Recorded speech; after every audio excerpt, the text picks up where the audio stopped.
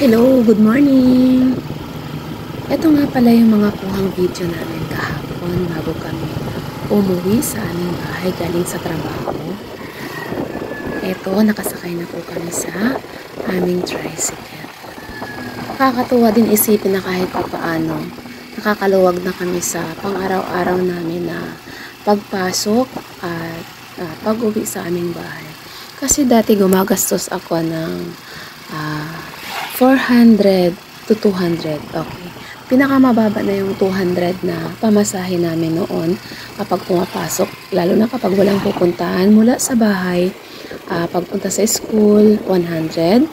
Mula sa school, pauwi sa bahay, 100. Pero tumataas yun, depende kapag meron pa kaming ibang lugar na pupuntahan. Kaya umaabot siya ng 400. Kasi bawat sakay guys, mag-hire ka ng tricycle para pumunta dun sa lugar na pupuntahan mo. So, napaka magastos. Yan. Kaya natutuwa ako dahil kahit pa paano, sa ngayon, maliit na lang yung ginagastos namin sa pamasahe. Kasi, bumibili na lang kami ng gas. Kahit na medyo sabihin natin na mahal ngayon ang gasolina, pero kahit pa paano talaga malaking katipiran yung sa ngayon na hindi na kami nagko-commute. Ayan. Tapos bukod pa doon, nakakapagsakay din kami ng pasahero. Hindi man lagi yung may bayad. Minsan libre din, lalo na kapag kakilala mo kagaya ngayon. Nag-iba kami ng daan na pupuntahan kasi merong close friend itong aking anak na idadaan na rin namin doon sa kanilang bahay. Oh.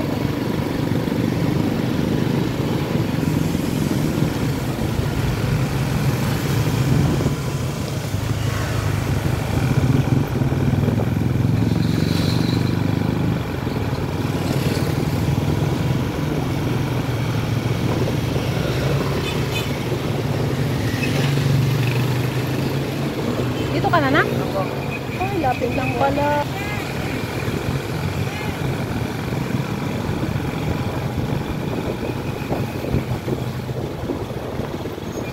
So, ayun nga guys, naibaba na namin siya ng safe and sound. So, ito, nagpapatuloy kami sa aming paglalakbay pa uwi. So, dito kami dumaan sa Honeymoon Road. O, diba, napakaganda ng daan ng lugar. Yan. So, dito to sa may gilid, papuntang SM. At lalabas kami dito sa, sa mismong, MacArthur Highway. Medyo mahaba-haba rin ang street na ito at napansin ko na maunlad rin siya. Ayan. Nakadaan na rin ako dito one time. Nakasakay ako noon sa motor kasama ko yung aking best friend. Kasi nga alam nyo na ang buhay natin, school, bahay, yan, church, yan. So bihira talaga yung gala. Iba na lang talaga kasama ko yung kaibigan ko kasi yung kaibigan ko mahilig siyang gumala. Pero ngayon dahil nga mahigpit na rin yung kanyang partner, bihira na rin kaming lumabas ng bahay. May asawa na rin kasi siya. So ayan, mapapansin niyo medyo malalaki ang mga kabahayan dito. At saka matataas ang kanilang mga gate. Ayan. Meron ding bakanteng lote kasi katatapos lang ng anihan. Kaya ganyan na yung kanyang itsura. Ayan. So malapit na tayo dito sa sa kabila. Kasi dito sa likurang bahagi ko, dito matatagpuan ang SM Urdaneta. Ayan. Ayan. Salamat guys kasi sinasamahan niyo ako sa aming paglalakbay. So ito siguro, dadalasan ko na yung ganito kong gawi. Palagi ko na lang ido-document yung aking pagpasok at saka pag-uwi sa aming bahay. So guys, doon sa mga hindi ko pa napupuntahan na mga channel, huwag kayong mag-alala, bibisitahin ko pa rin po kayo. Sa ngayon, medyo hectic pa rin po ang schedule ng inyong tita, kaya hindi pa rin po ako nakakabisita. Pero meron mga ilan-ilan na pinupuntahan ko po kapag free time ko. Ayun. Talagang naglalaan po ako ng oras para sa inyo kung paano kaya naglalaan ng oras para sa akin. Ayan, pasensya na sa aking boses at ako po ay paus na. Ayan, medyo kumapal yung timbre ng aking boses. So, ayan guys, malapit na tayong lumabas dito sa National Road ng MacArthur Highway. Ito na yung University of Pangasinan. So, yan yung paaralan ng University of Pangasinan dito sa may Honeymoon Road. So, ito nga, nandito na tayo sa National Road. Yan, nakalabas na po tayo mula sa street na yun. So, dito, diretso lang to hanggang sa papauwi sa amin. Yan. Dito pa rin sa likurang bahagi ko. And dito pa rin yung SM Urdaneta. At dito naman sa aking harapang bahagi, matatagpuan naman ang CB Mall. Ayan. O kaya yung Super 8. Ayan, makikita po dyan. Dito naman sa susunod, sa harapang bahagi ko pa rin po kasi nasa motor ako nakapwesto ngayon. Dito ako nagvi-video.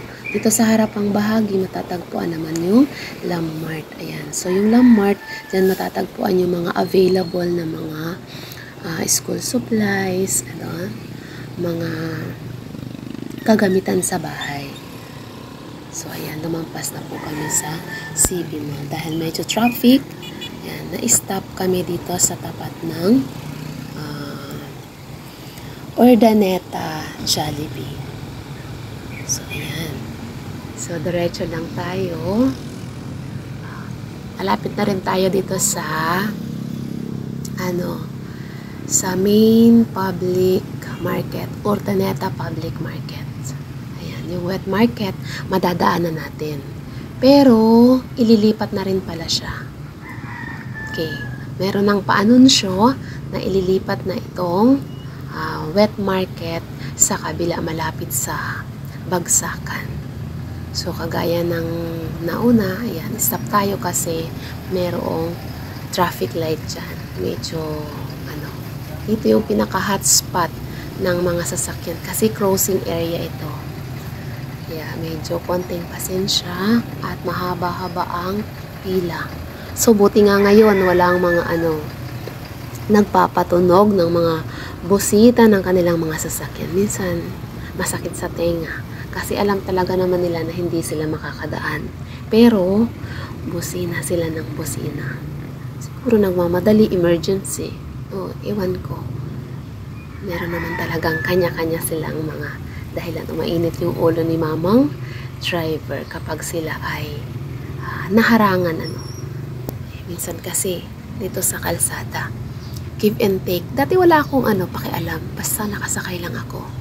Pero ngayon, nagkakaroon na ako ng pakialam. Basta nakasakay lang ako noon, okay na eh. Makarating at makauwi, okay na. Hindi ko na iniintindi ngayon. Nag-o-observe na rin ako. Ayan. Habang nasa daan, minsan, nagtuturo si husband, nagle-lecture siya. Ayan, pinapakinggan ko. Kaya, natututo ako lalo. Ayan, alam nyo naman minsan, focus lang tayo, tsaka hindi naman natin kailangang alamin lahat. Pero mas mainam na talaga yung meron kang alam. Mahirap pag hindi mo alam ang mga bagay-bagay. Kaya yun, thankful ako kasi alam naman natin talaga na learning is a continuous process. Hindi siya nag-i-stop. Lagi, araw-araw, meron kang natututunan sa buhay. No? Depende sa na-encounter mo.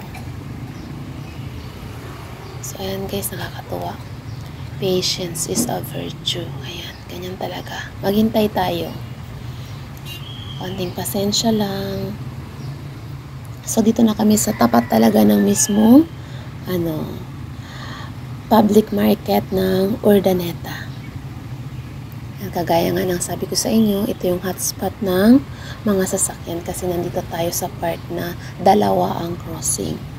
Ayan, medyo pinasecure nitong maraming mga barikada para mas safe. Ayan, para sa mga magka-counterflow, hindi sila basta-basta makapag U-turn. Ayan, meron talagang mga place na doon ka lang kailangang lumiko. Ayan. So, ayan, nag-move na rin. Ano? Ayan, ito yung Alexander Street. Ayan, ito na tayo. Nandito pa rin tayo sa MacArthur Highway kasi ito naman yung daanan namin papauwi. Ayan.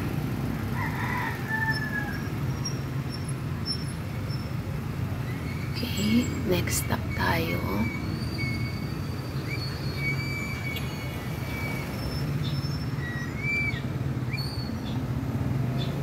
Ayan, traffic light.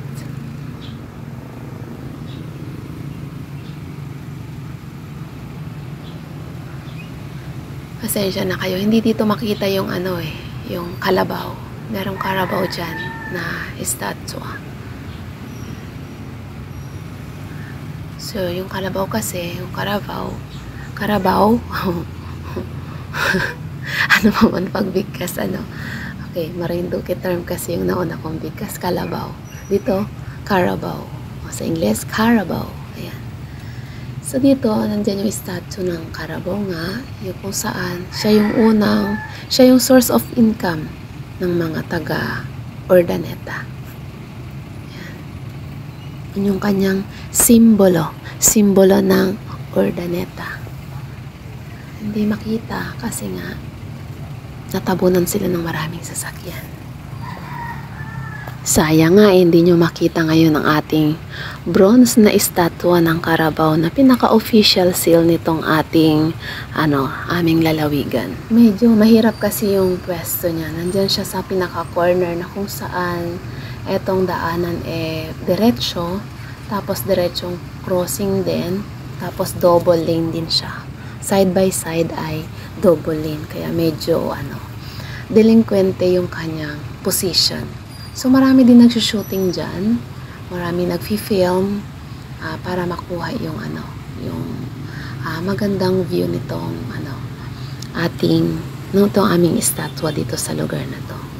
Ayan. Pero sa susunod, ang hirap talaga mangako. Pero basta sa susunod, i-try kong i-feature yan. Actually, dalawa yan. Yung, ayan, medyo mahahagip siya.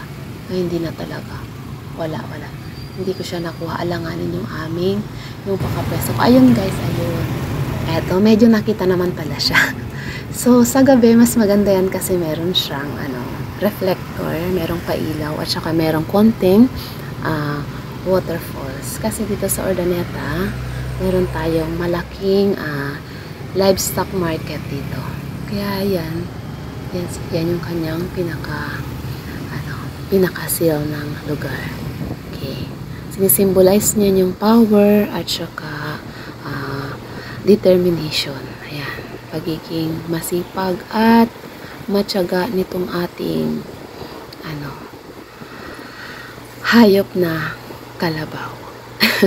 Ano ba yan? Sorry, baka maano tayo dito. Itong ating animal na kalabaw.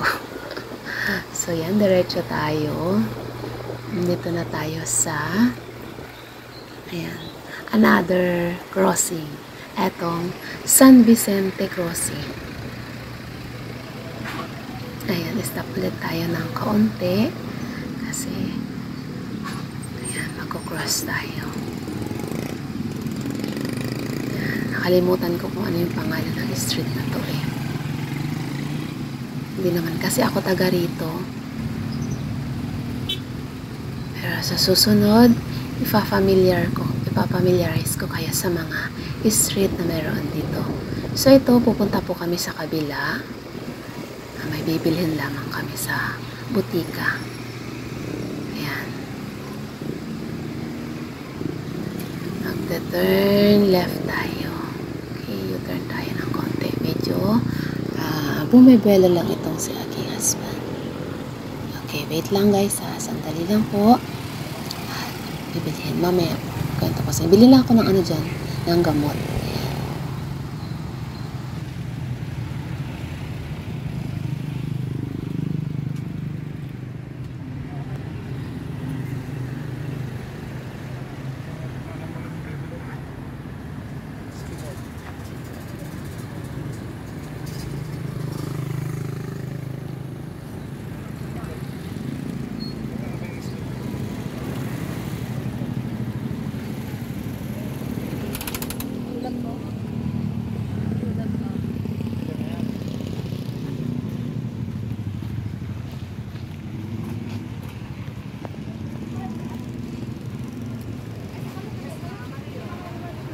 Losartan. Anong miligram po? 50 po.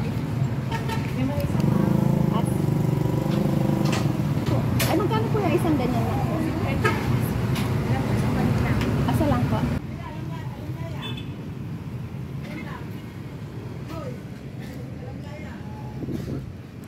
Thank you, ate.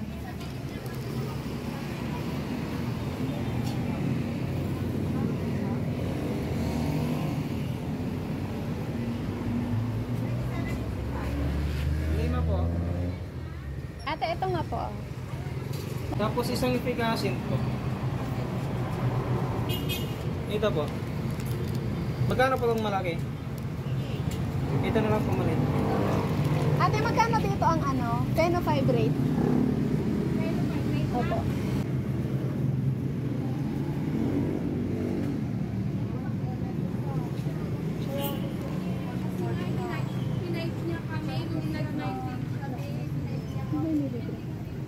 Yung pinaka-ano, yung lowest po.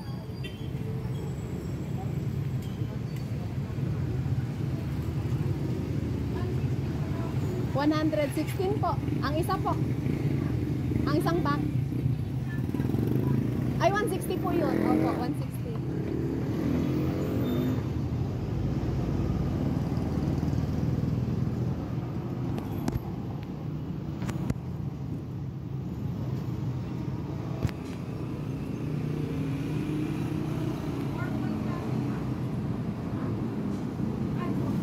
Opo, thank you po. Wala? Meron. Mahal na. Ba't iisapin ako naman? Ito na muna mahal eh. Ba't hindi pa pink? Wala. Ayan, turn right na naman tayo. Ito naman yung harap na to. Ito naman yung Divine Mercy. Ayan, yung sa mga elementary. Yan yung paaralan ng private school. So, yan. Lipat na po tayo sa lane natin to Anonas, Urdaneta City. Ayan, nakaliko na tayo. Successful yung pagliko natin. Ito yung sa harapang bahagi. Ito naman yung sikat na hospital dito sa Urdaneta. Private hospital yan ng Sacred Heart. Ayan, medyo expensive kapag magpapa-hospital ka sa dyan. Ayan, sabi naman nila kasi mga expert yung mga doctors dyan. Tapos yung orange na yan, yan yung Manantan School. Ayan. Paaral na mga seaman. Then, yung susunod, another school ulit. Ito naman yung ABE. Ayan. Para sa mga tawag dito, mga administrator, business ads. Ayan. Then next, ito namang pure green na building dito sa harapang bahagi natin. Yan naman yung Lyceum Northern Luzon. Ayan. Then yung susunod, another school ulit, another university. Ayan, nabakante lang siya dito sa may meron kasing restaurant. Ayan, itong susunod, ito naman yung PUNP. Okay, itong Pan Pacific University dito sa Pangasinan. Okay. Di pa natapos, meron pa ulit susunod na school. Medyo magkalapit lamang sila. Ito yung nasa harap na bahagi. Dito naman sa aking likurang bahagi ay yung Urdaneta City University. Ayan. O UCU. So, yan. Diretso na tayo, guys. Lalampasan lang natin itong UCU. Then, dito na tayo sa boundary ng Anonas. Ito na yung lugar na tinatawag nila na Metura. So, ayan. Ito na yung Metura Street. So, dito, malapit na rin dito yung yung bypass road. Kaya medyo dito sa MacArthur Highway, hati-hati na ang mga sasakyan kasi nagkaroon ng mga diversion road. Kagaya nitong, susunod na, crossing, etong bypass road. So, yan yun. Yan yung hatian. Nahahati na ang mga sasakyan dahil dyan sa malaking, kalsada rin na yan. Then, yung susunod na dyan, ay itong,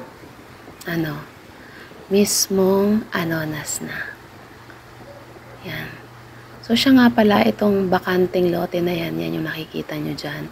Yan na yung gagawing bagong bagsakan market o dropping points ng mga fruits and vegetables. Dito na siya ililipat sa area na yan. Yan, medyo malawak yan. At saka, wala masyadong tao. Kaya siguro bagay na bagay siya para sa plano na gustong gawin ng gobyerno. So yan, papalubog na ang araw. Medyo maaga kami nakauwi ngayon kasi pagod na pagod talaga kami dahil nga sa nalalapit na eleksyon. Bukod pa sa maghapong examination ng mga bata. After noon, naglinis at saka prepare namin yung room para ready na siya para sa araw ng Lunes sa darating na election. So babalik kami dyan bukas araw ng Sabado at saka sa Linggo. Ayan. Hectic yung schedule ng tita nyo sa ngayon. So dito na tayo. Ito na yung crossing na ulit ng Anonas. Ito na yung lugar namin. Dito na, sakop na nito yung lugar namin. Pero hindi pa kami dito. Doon pa kami sa mismong dulo. Lalampasan pa namin itong etong Tiplex. Ayan. Itong section ng Tarlac, Pangasinan, La Union Expressway. So, yan. Yung mga pupunta ng Maynila, papunta ng Norte, dito na po sila mag-i-exit. So, yan. Diretso lang tayo. Medyo konting ingat kasi nga, dito tayo sa main road ng, nitong ating, exit point ng Tiplex. Ayan, diretso lang tayo. Malapit na tayo sa sa bahay namin. And guys, mame-memorize nyo na yung lugar ko. Ayan, sa aking mga taga-subaybay, mame-memorize nyo ang lugar ko. Makikita nyo na rin ako sa radar pag gusto nyo akong i-check. Char! Ayan, nalampasan na natin yung Tiplex. So, dyan marami dyan mga tinda ng pasalubong, mga bagoong, tuyo, etc. Mga tupig, mga pasalubong mula dito sa Pangasinan. So, itong susunod, ito yung building, yung new City Hall ng Urdaneta. Andyan na yung police station. Yung DILG building, nandyan na rin. Yung Testa building, yung livestock cattle market, ewan ko, may plano silang ilipat. At saka itong, BIR building, ayan, yung glassy. Sa tapat mismo ng BIR building, ayon, magti-turn, lang tayo. Turn right. Ayan. Turn right tayo, liliko tayo dyan, ayan. Kaya ayan, diretso. Ito na yung street ng Sitio Makaging, Barangay Anonas, Urdaneta City, Pangasinan. So, papasok na kami dito sa aming area. Kung mapapansin niyo, maraming flag dyan. Ayan. Napupuno siya ng iba't ibang mga mukha papasok sa aming area. Papasok na tayo sa area namin. Yan. So, dyan sa mga nakadikit na yan, alam nyo ba kung sino yung iboboto ko? Iboboto ko, guys, yung hindi sintonado yung jingle. Char lang. Ayan. Umulan dito ng malakas. Dito sa lugar namin kasi basa ang kalsada. Doon sa pinuntahan namin, walang ulan. Pero dito, bakas na katatapos lang ng ulan kasi ayan, matubig ang daanan. Ayan. Pagkatapos ng matataas na pader na to ng malaking bahay, At saka nitong church dito sa bandang kaliwa, eto na yung place namin. Ayan, ito na yung place ni husband ko. Ayan. So, dito na tayo guys. Ito na yung lugar namin. May pangbaon ka na alin. Bigyan ng kandidato alin. Daman sa ngagasot na.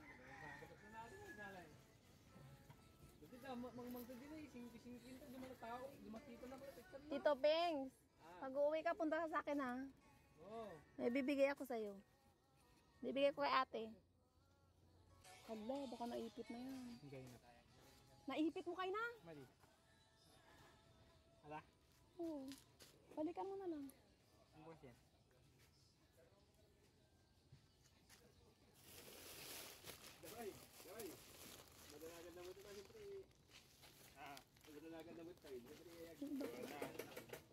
Akin na yan, yung iba na lang pa. Akin na yan. Ako na.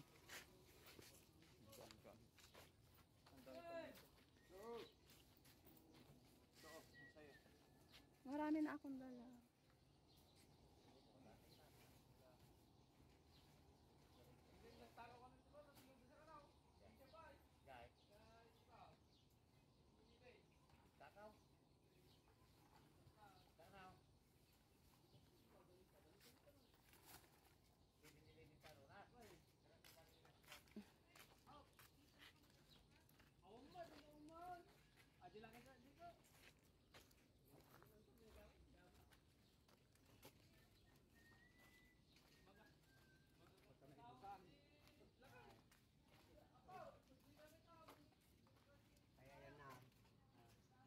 Hello, Papa. Kaway ka. Kaway ka. Kaway ka. Kaway. Eto, naka-video ka.